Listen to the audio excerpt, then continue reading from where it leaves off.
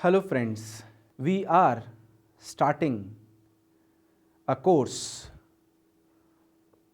which has passion in it, a genealogy in it, a tradition in it, and how literature started. This paper, British Poetry, EENG513, is going to make you aware about the poetry writing skills in British literature. How it all started, from which point?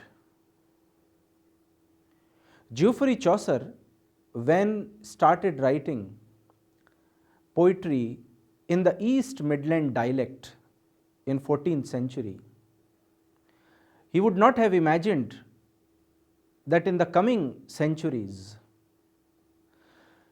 there will be writers who are going to do n number of experiences, n number of experiments in poetry writing. Someone will write in blank verse, someone will write in free verse, someone will write in iambic pentameter, someone will write in trochaic, someone will create, let's say, natural imagery, some is going to capture human nature.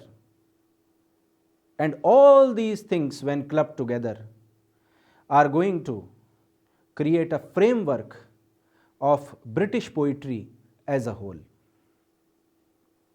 Friends, although we are starting this course with the poetry of Geoffrey Chaucer, but it doesn't mean that we can avoid the writers who wrote before Geoffrey Chaucer. Although not in, let's say, the East Midland dialect, or maybe in English language also, but they were the source of motivation for the writers of Chaucer's age and the writers which are going to come in the coming centuries, 15th, 16th, 17th, 20th, and in the present century.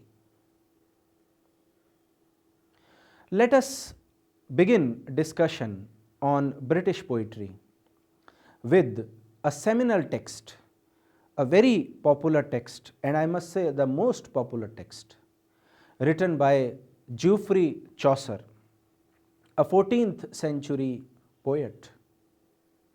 And the name of that book is Canterbury Tales. As all of you can understand, it is a collection of tales by the people who are going on a pilgrimage towards Canterbury.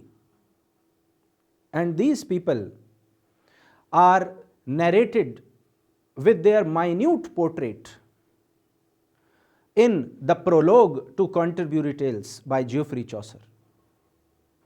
And what we are going to study in our syllabus will be the tale of the wife of Bath. So, we have specifically focus on the tale of the wife of Bath. But it doesn't mean that we are going to avoid the character portrait of wife of Bath, which is done in the prologue to Canterbury Tales, because it is essential to know what kind of lady she was, what kind of personality she has, to understand the interpretation, the hidden meaning of this text, the tale of wife of Bath. But before moving to the first subtopic in Unit 1, let me tell you what you are going to learn from this lecture or the lecture outcome. you would be able to create a historical insight into the age of Geoffrey Chaucer. Friends, this is very important to know that what kind of age was that when Geoffrey Chaucer lived? Who are the other writers who wrote in that age? And why the age is named after the age of Chaucer? What was there in the poetic craftsmanship of Geoffrey Chaucer? What made this person, Geoffrey Chaucer, as the pioneer writer of that age? We are going to learn all these things, and thus at the end of this lecture, this will be a short 30 minutes lecture. At the end of this lecture, all of us would be able to create a historical insight into that age, 14th century. The 14th century was a period of great political, social, religious and literary activity. Politically, it was the period of 100 Years' War, which released and strengthened the feelings of national consciousness and patriotism in England. Friends, all of you know that there was a 100 Years' War which was fought between England and France. Not that for continuously every day the soldiers used to fight with each other and they used to kill each other, but for 100 years both the countries were in the condition of turmoil. They wanted to take each other's blood, and this 100 years time period has created a kind of national consciousness, a kind of patriotism in the mind of English people. People began to realize that they were Englishmen, and the idea of a holy empire evaporated from their thoughts. From the point of view, it is called the age of Chaucer, the golden age of English poetry, because he is known as the father of English poetry. Friends, as all of us know that in that age Christianity dominated the social setup of Europe and especially England. Even the kings and queens were not allowed to speak much in front of Pope. The Roman Catholic religion was very powerful, and we can feel it in the characters of Geoffrey Chaucer. Chaucer was a masterpiece of creating ecclesiastical characters. Ecclesiastical means the characters which are related to church. We can say that this age was the golden age of English poetry because of Geoffrey Chaucer, William Langland and other writers also. But Chaucer, friends, especially is known as the father of English poetry. Why? Because he made this East Midland dialect famous in the entire world, which later developed into the present English language, which I and you used to speak and write. But before Chaucer, there was no national language. There were merely a number of regional languages. Chaucer used one of their language, the East Midland, and by the force of his genius raised it to the level of national language of England. Friends, English was not the national language of England before Chaucer. Many languages came, Latin, Greek, and then the dialects were also popular, the regional languages. Then we had French dominated into the English scene for many years. But East Midland dialect was made popular by Geoffrey Chaucer. We can say that Geoffrey Chaucer adapted this dialect with an intention. He wanted to raise a self-respect, a sense of dignity in the mind of the English people for their own culture, for their own language, for their own regionalism. The society was a kind of mixture, a melting pot at the time of Geoffrey Chaucer, and he might be afraid of that mixing, which is why he adopted this East Midland dialect for writing.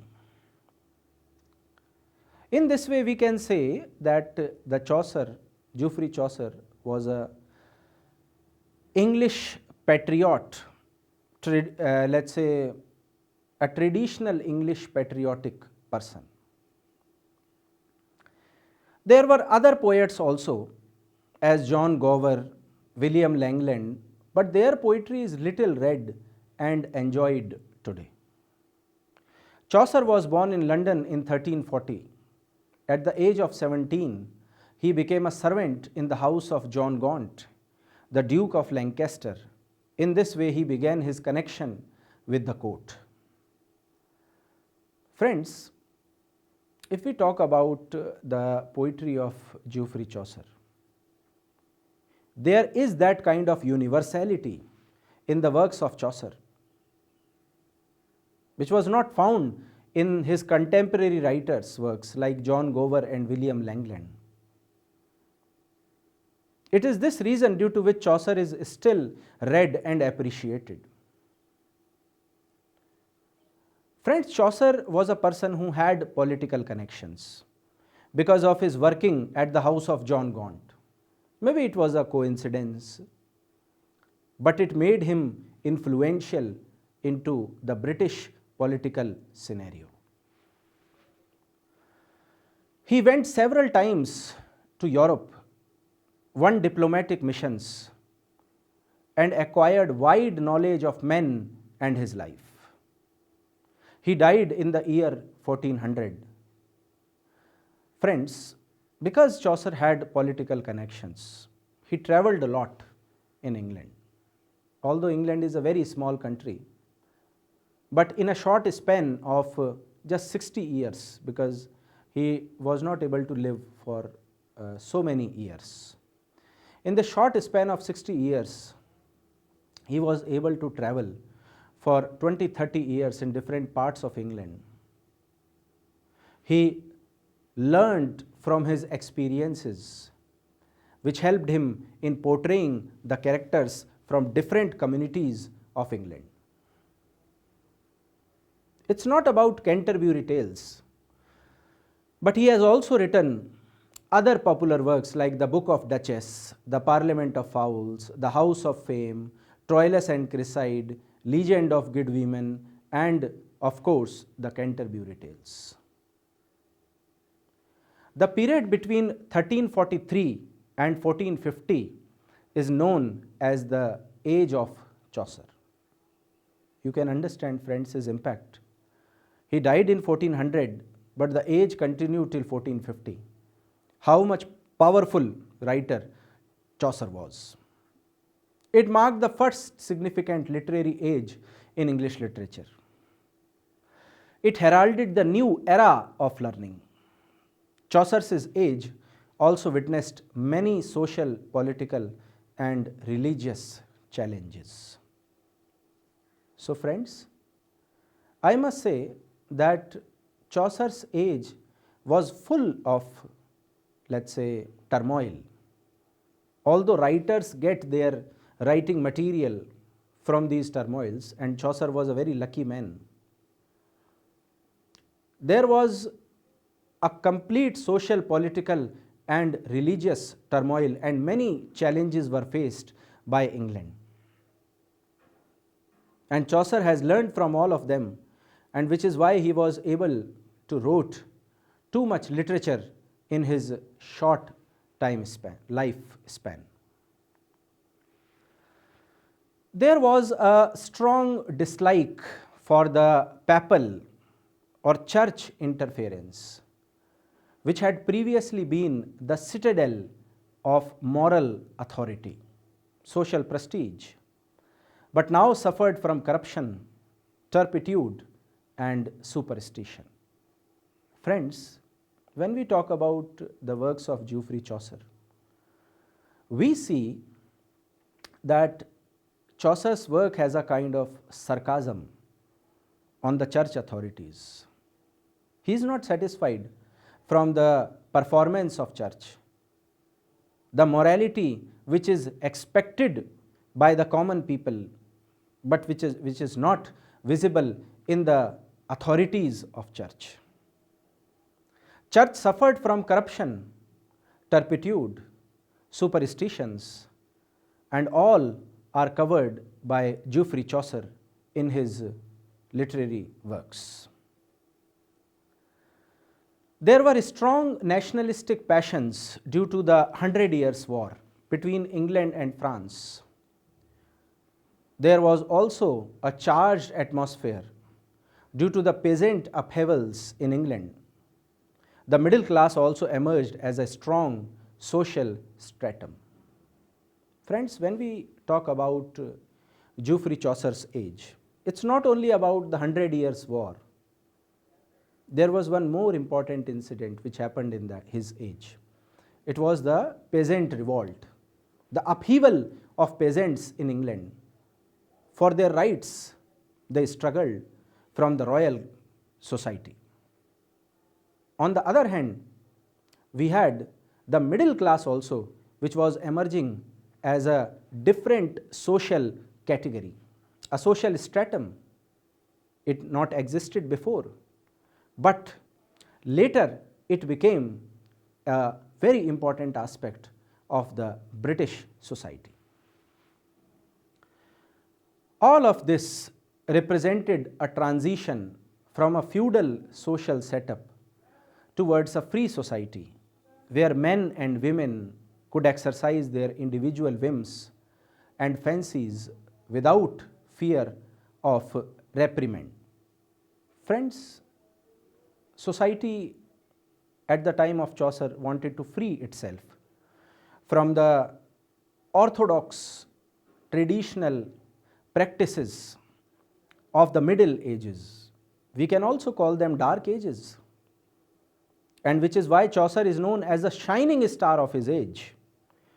Shining star is the one which shows a new way to the society, and Chaucer was successfully able to do it. There is a transition from the age of medievalism to the age of modernism. Geoffrey Chaucer was the night star of the former and morning sun of the later. This is right, friends. He was, let's say, a writer of modernism in his age. Although we may find his poetry, his way of writing as traditional, but in his age, he was very famous and very controversial as well. Another significant event of the age was the Black Death or the plague that affected a third of the country's population. This affected various social dynamics like limiting labor and employable bodies. Friends, we can say in modern language, we can say that it was the time of recession. How recession? Because of Black Death and plague. Epidemic, it was the time of epidemic. There was a scarcity of cheap labor in the British society. People wanted to employ, but there was no, let's say, person to get employed. Many people died, almost 1/3 of the British population. So you can understand that how much Chaucer has learned from his age. Here are the main characteristics of the period. Now friends, let us talk about step-by-step analysis of the language of Geoffrey Chaucer. The age saw the emergence of the standard English language. This was the single biggest development of the age, as English had previously been heavily curved by the influence of French and Latin. Friends, I told you earlier also that French and Latin language dominated before Chaucer in English society. The East Midland dialect became the accepted form of standardized English. The language saw great achievement and the expression in the masterpiece of Chaucer. So we can say, friends, that the East Midland dialect made popular to the common people by Geoffrey Chaucer. French and Latin saw a waning influence on the language of the day. Chaucer's use of language to describe the man and his place is embellished with beauty, simplicity, and humor. The common example from the daily life account details of blooming gardens in spring to unique human characteristics. The language glorified themes of beauty, vitality, and the secular sentiments. Friends, these are the characteristics of Geoffrey Chaucer's writing. He was secular in his work.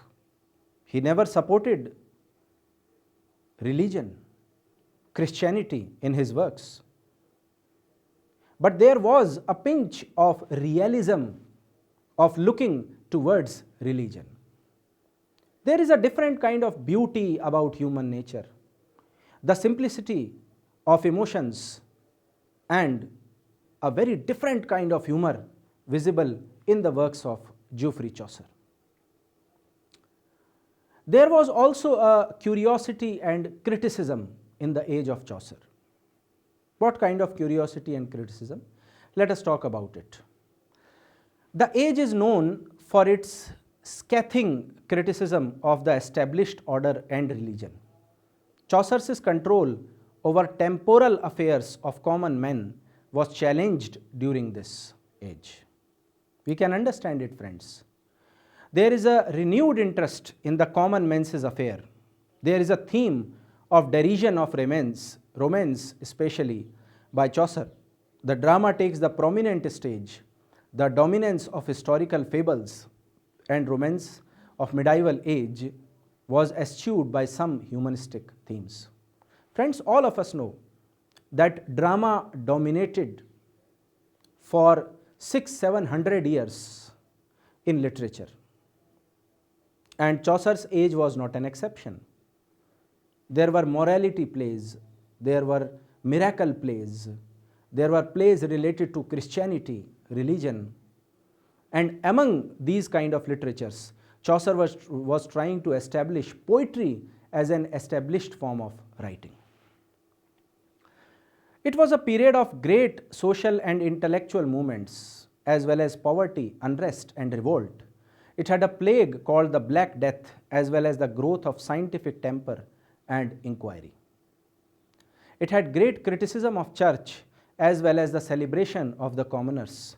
It is often regarded as the precursor to the Renaissance movement of Elizabethan age. Friends, we can say that Chaucer's age was a kind of Renaissance movement, a movement which was taking the society towards scientific temper. Now let us talk about the prose of the age. The English prose has its beginning in this age. The biblical translations of John Wycliffe is an example of it. There are experimental works like that of Thomas Malory, King Arthur, and also a desire to shed the grip of Latin as seen in the demand of the English Bible. The formation of allegory was refined in this period. There was a return of alliteration which had been replaced with rhymes of the Middle Age. Friends, this is right. English Bible was a very popular text. Latin language was a very popular language in the age. And the prominent prose writers of Chaucer's age were Chaucer, John of Trevisa, and John Wycliffe. If we talk about the, let's say, the other languages, Thomas Mallory was also there. If we talk about the poetry writing, now what was happening in the age in poetry writing? In Chaucer's age, poetry continued to flourish and assumed an unparalleled position. The most noted poets were Chaucer, John Gower, and William Langland. Spenser became the father of poetic diction, as there was no poetic diction before this age. The poetry saw the amalgamation of religion, humanism, and secular passion. We had seen it, friends, in the works of Spenser, that there is a kind of humanism and secularism in his works. There were new forms of poetry like narrative and descriptive poetry that were enhanced during the age of Chaucer. Chaucer himself was known for his transient observation. He was sociable and loved mingling with people from diverse backgrounds, as evidence in this work, the Canterbury Tales. Chaucer uses 7-lined stanza, AB, ABB, CC, known as the Chaucerian rhyme meter. Friends, we know that Chaucer has a very different style of writing. Later it was named after his style of writing. There were many writers who adopted it. There is liberal use of humor. There is an instance on human sentiment, like in the legend of good women. Friends, when we look at the works of Geoffrey Chaucer, he has a very light humor in his works. Normally, the Chaucerian poems are divided into 3 stages. The first stage we can call as the Italian stage, which includes the works like Parliament of Fowls, etc. The second stage can be called as the French stage, when Chaucer published the Remonte, etc. And the third stage is the English stage, when Chaucer published the Canterbury Tales, the Parson's Tale, or the Wife of Bath's Tale, which is prescribed in our syllabus. However, there is also some criticism for the inordinate length of some speeches and preachy discourse on ethics, etc. Friends, there are critics who will keep on criticizing the writers, and they have criticized Chaucer to become too ethical in few of his works. Another characteristic is the age of germination. Now, why Chaucer's age is called as the age of germination? Let us read about it. Even though there were no novels or drama in his age, Chaucer's work did plant the seed for its development in the succeeding Elizabethan age. If the Canterbury Tales had been in prose and divided into scenes and acts, it would have been the language's first drama. Friends, you can understand that how critics are looking at Canterbury Tales, because there is a minute observation like drama visible in this poetry, the Canterbury Tales. So with this note, friends, I end my first lecture, and I hope that you have now a little understanding of the age of Geoffrey Chaucer. That is all for today. Thank you for listening.